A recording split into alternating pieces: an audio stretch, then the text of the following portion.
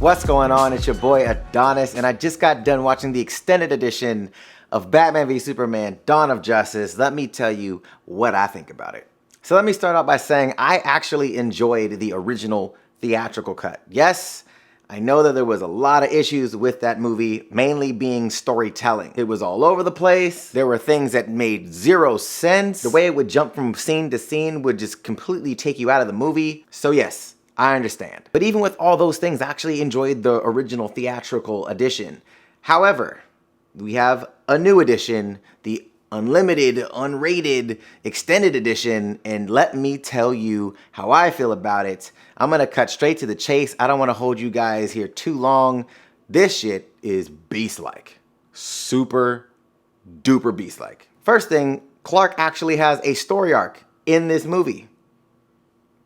Yes, the Man of Steel. That was one of the biggest complaints about the theatrical edition, is Clark didn't really have any purpose of being upset. There was no driving force for him. At least it wasn't, obvious. This actually solves for that entire issue.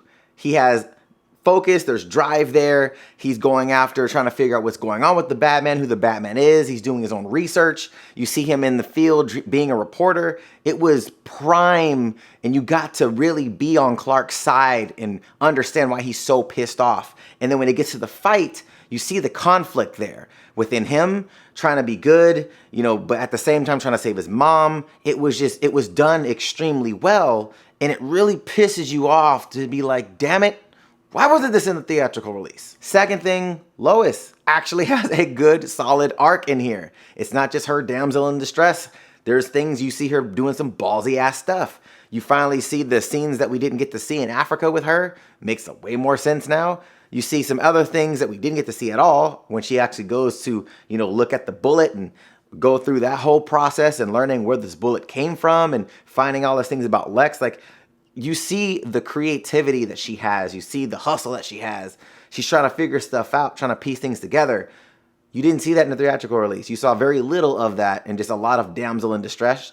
And this is way better, way better. And I feel like the way it was cut, it actually allowed Lex to seem like a mastermind. It literally allowed you to really get into this dude's head of like, damn, he's playing everybody.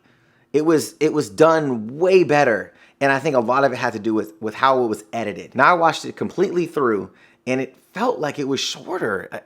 It felt like it was shorter, even though it was longer.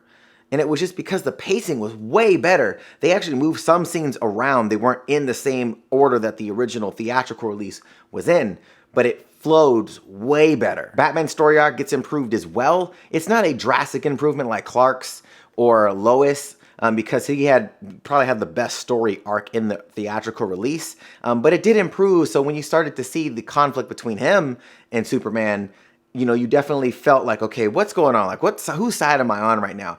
So I actually preferred his arc in this over the theatrical release, even though I liked his theatrical release arc. Now, one of my favorite moments that we have not seen, haven't really heard anything about until I actually watched the movie, was the Arkham Asylum part at the very end of the movie.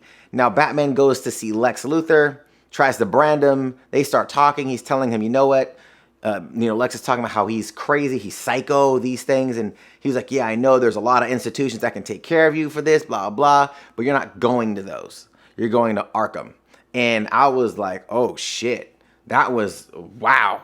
We're there. We're there, guys. So I thought that was sick. Let me know what you guys think about that, because that was beast mode to me. I know there's going to be tons of videos out there going into spoilers and all that stuff. You guys already seen the movie. I've already done a spoilerish review of this already. None of these things really change the spoilers of the movie. Yes, you see some of the Steppenwolf stuff that actually ends up being towards the end of the movie before he gets locked in jail.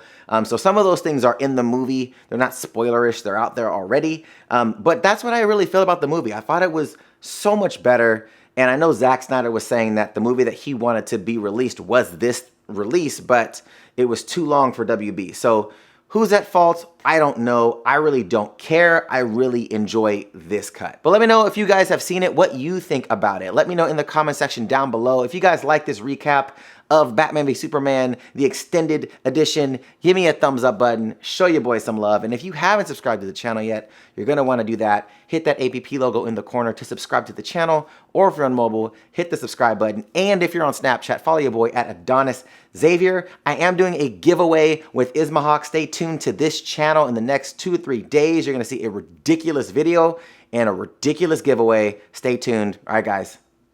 See you later.